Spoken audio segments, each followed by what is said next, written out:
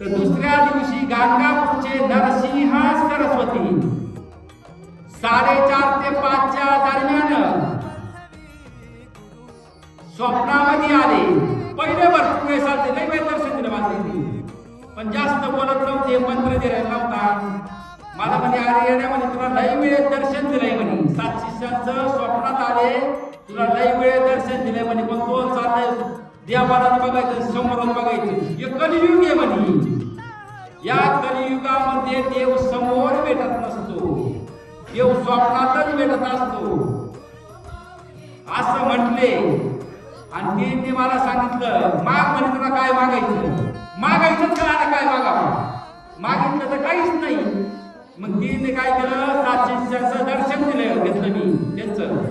त्यांनी माझे कान फुटले, त्यांनी मला मंत्र दिला आणि त्यांनी आशीर्वाद काय दिला, तू जिथं थांबशील तिथं मी आहे, तू जिथं थांबशील तिथं गाणगापूर होईल असा आशीर्वाद दिला. आणि तिने जो मंत्र सांगितला तो कोणाच्या ध्यानात राहत नसतो, तो मंत्र माझ्या आजही ध्यानात येईल आणि त्या मंत्रावर सगळं चालतंय. आलं लक्षात, माझ्या काय अंगात